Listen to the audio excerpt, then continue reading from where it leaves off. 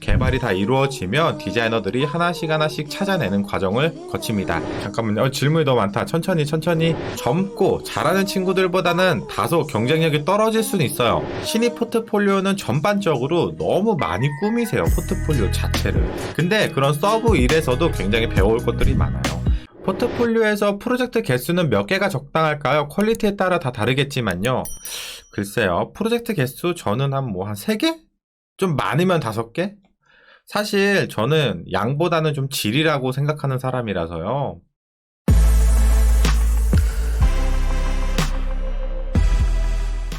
브랜딩 편집으로 취준생이고 취업 후 3에서 5년 내 UI UX 디자인으로 넘어가려고 합니다.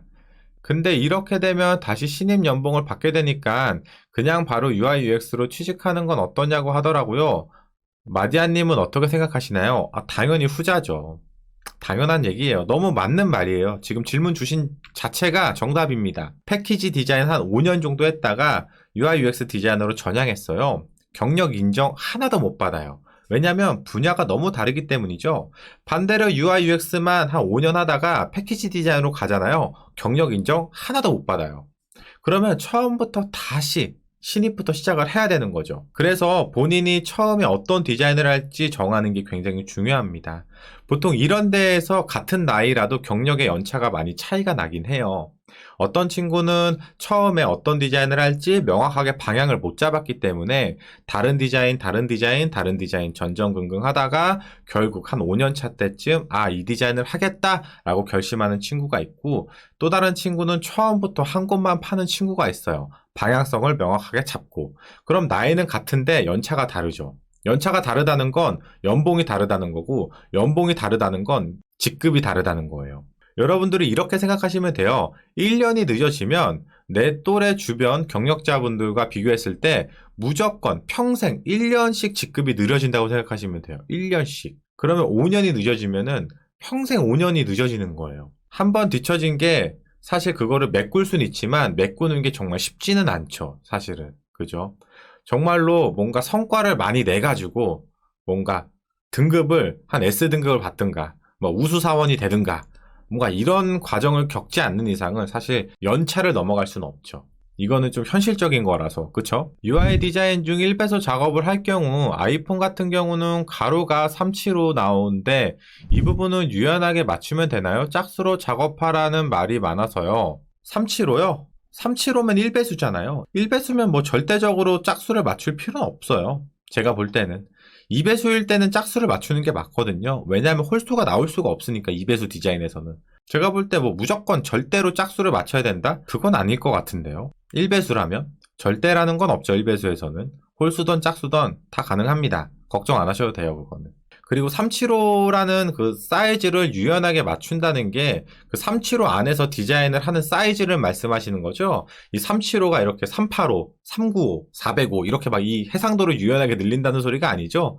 만약에 그런 말씀이시면 당연히 안 되겠죠. 375는 정해진 사이즈니까. 포트폴리오에서 프로젝트 개수는 몇 개가 적당할까요? 퀄리티에 따라 다 다르겠지만요. 글쎄요. 프로젝트 개수 저는 한 3개? 좀 많으면 5개? 많으면 5개, 좀 적으면 3개 정도? 한두 개는 너무 적다고 생각이 들고요. 사실 저는 양보다는 좀 질이라고 생각하는 사람이라서요. 포트폴리오를 좀 이상한 것들 있죠. 좀 퀄리티가 안 좋은 것들, 과감하게 그냥 버리세요. 그런 것들 넣어서 도움될 거 하나도 없어요. 한 가지 예로 좀 말씀을 드리면 본인의 프로젝트가 5개예요. 예를 들면. 근데 5개 중에 3개가 좀 뭔가 애매해요. 이 3개가. 그러면 이 3개를 다시 디자인을 하시든가 아니면 그냥 버리고 2개만 지원을 하세요. 차라리 이게 나아요. 왜냐면 5개 중에 2개는 퀄리티가 좋은데 3개는 퀄리티가 낮잖아요. 갭 차이가 좀 나요. 그러면은 이제 실무자, 이제 채용하는 면접관 입장에서 보면은 이 친구 기복이 좀 심한가? 라고 생각이 들 수도 있고, 두 번째로는 누가 해줬나라고 생각이 할 수가 있어요. 의심이 많잖아요, 저희는. 그죠? 요즘에 그리고 하도 학원에서 만들어주고 누가 돈 주면 만들어주고 이런 것들이 너무 많아가지고 의심을 하게 돼요. 제가 생각할 때는 결과물이 비슷하다고 치면 한 3개에서 5개 정도가 좀 적당하다고 생각합니다. 프로젝트 개수예요. 5장이 아니라. 아셨죠?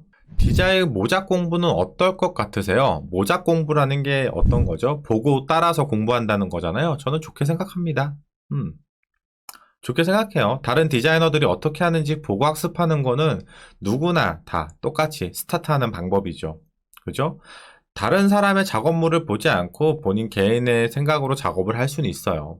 그것도 뭐 틀린 방법은 아니죠. 왜냐하면 디자인을 하는 방법에 대해서 정답은 없으니까요. 그렇지만 우리가 이제 보편적으로 가장 평균적으로 가장 현실적으로 가능한 방법 중 하나는 다른 디자이너들이 하는 거를 많이 보고 따라하고 학습을 하는 거죠. 그래서 거기에 대한 기준점들이 이제 익숙해지기 시작하면 거기에 이제 자기 색깔을 넣고 자기만의 디자인을 하나씩 만들어 가시면 되는 것 같아요. 그냥 우리 쉽게 한번 생각해 볼까요? 우리 유명 가수들이 항상 말을 하잖아요. 내가 노래를 맨 처음 시작할 때는 스티비 워너의 목소리를 따라하고 싶었다. 나도 저 목소리를 내고 싶어서 목소리를 내다 보니까 나도 모르게 그런 목소리가 나오더라. 뭐 이런 말들 많이 들어보셨죠? 저런 해외 가수 목소리를 따라하다 보니까 나도 모르게 이런 목소리가 됐다. 똑같아요. 디자인도.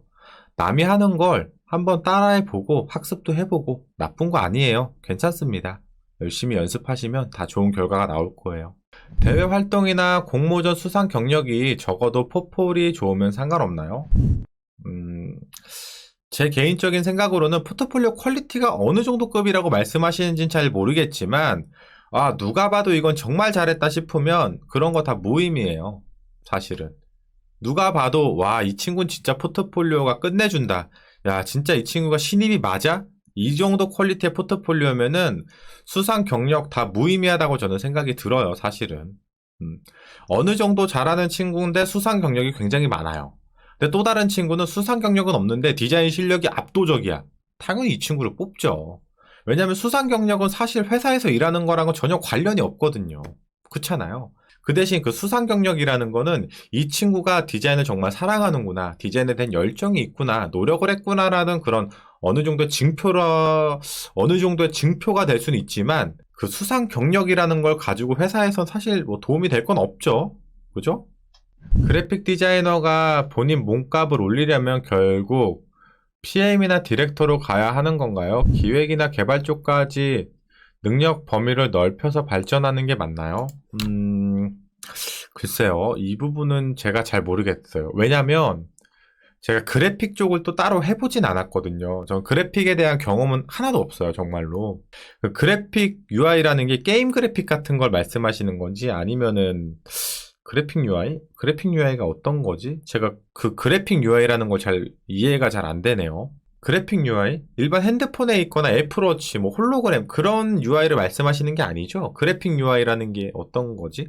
일단 그거를 배제하고 그냥 UI라고만 가정을 하고 말씀을 좀 드려보면요. 디자이너는 다양하게 할 줄 알면 좋아요. 사실 디자이너뿐만 아니라 어떤 직군이든 멀티적인 업무 스킬을 갖고 있으면 당연히 경쟁력이 크죠. 근데 여기서 중요한 게 뭐냐면 이것저것 저것저것 애매하게 잘하는 것보다는 그냥 하나를 확실하게 잘하는 게 더 효과적일 때도 있어요. 이거에 대해서 잘 판가름하시는 게 좋아요.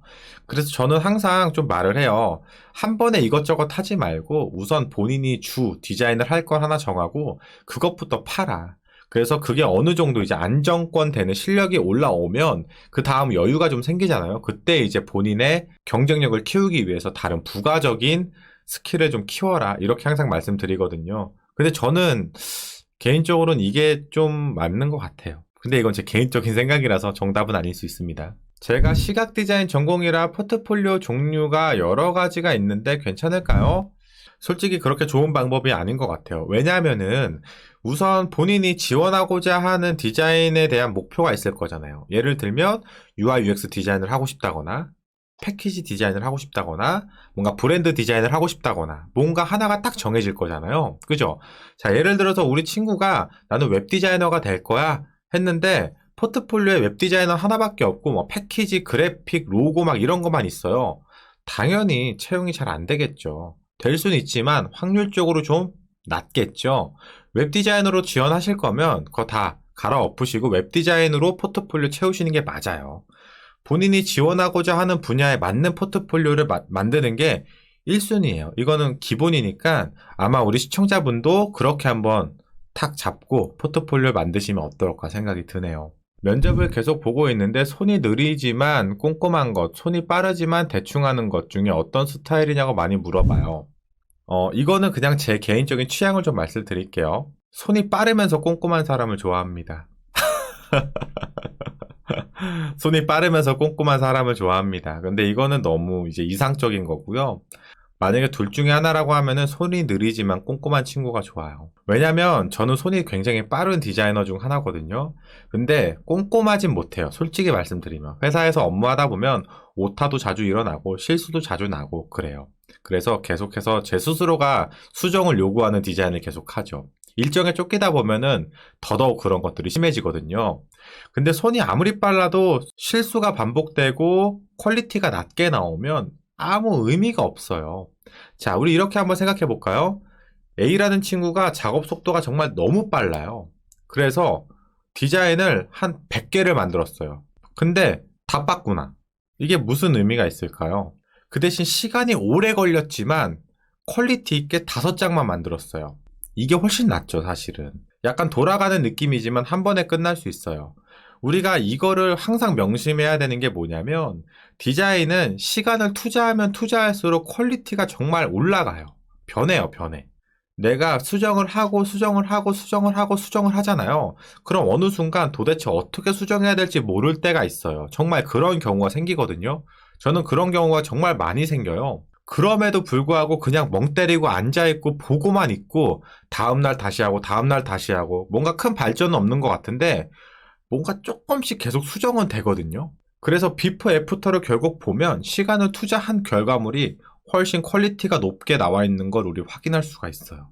디자이너는 굉장히 많은 고민을 하는 직업군이잖아요. 디자인 쪽으로도 고민하고 뭔가 사용성으로도 고민을 많이 하죠. 그래서 어느 정도 정답에 근접하려고 노력을 하죠. 사실 정답은 없어요. 왜냐하면 보는 사람마다 개개인의 시각마다 성격마다 모든 판단의 기준이 다 다르기 때문이죠. 그치만 평균적으로 정답에 가까운 근사치까지는 우리가 만들어낼 수는 있잖아요. 그런 것들은 고민 없이 해결되지 않아요. 손이 빠른 건 사실 제가 생각할 땐 디자이너에게 물론 좋은 무기이긴 하지만 그렇게 큰 메리트가 있다고 생각이 들진 않습니다. 포를 준비하려고 하는데 전 직장 결과물을 앞장에 넣는 게 좋을까요? 개인 작업 중 잘한 걸 앞장에 넣는 게 좋을까요? 이것도 이제 되게 중요한 것 중 하나예요. 우리가 포트폴리오를 만들게 되면 결국 이제 목차라는 것들이 나오게 되잖아요. 그죠? 자, 처음에 포트폴리오 나오면 인트로가 있을 거고, 그죠? 그 밑에 이제 목차들이 있을 거예요. 뭐 예를 들면 첫 번째 뭐 네이버 리뉴얼, 두 번째 뭐 카카오 리뉴얼, 세 번째 뭐 쇼핑몰 리뉴얼, 네 번째 뭐 일반 기업 리뉴얼, 뭐 이런 식으로 있겠죠. 목차들이. 근데 여기서 제가 목차를 선정하고 가장 최상단에 가장 처음에 어떤 디자인을 넣어야 될까요? 전 직장 디자인을 넣어야 될까요? 개인 작업물을 넣어야 될까요? 사실 그런 것들은 저는 별로 중요하다고 생각하지 않아요. 왜냐하면 포트폴리오 목차에 대한 순서는 본인이 갖고 있는 가장 퀄리티 있는 디자인을 넣는 게 저는 좋다고 생각이 들어요. 자, 우리 한번 이렇게 생각을 해볼까요? 목차에서도 면접관이 호기심을 좀 느끼면 좀 좋잖아요. 그죠? 자, 목차가 5개가 있어요. 처음에 일반 기업, 어디 병원 리뉴얼, 그리고 어디 뭐 음식점 리뉴얼, 뭐 이런 게 있어요. 이게 첫 번째예요. 두 번째로는 첫 번째 목차에 네이버 리뉴얼. 끝. 볼 것 같지 않아요? 벌써 호기심을 자극하죠. 면접관들은 포트폴리오를 절대 꼼꼼하게 보지 않습니다, 여러분들. 정말로 여러분들 네이버 들어가서 스크롤 바로 내리면서 쓱쓱쓱 내려보잖아요. 보통 일반적으로 그렇게 보거든요. 그렇게 보는데 첫 결과물부터 꼼꼼하게 가면 볼까요? 보통 인트로 보자마자 꺼버리는 경우도 좀 많고요. 인트로까지 안 보는 경우도 굉장히 많아요.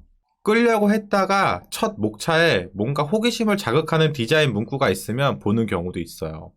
예를 들면 인트로가 좀 별로예요.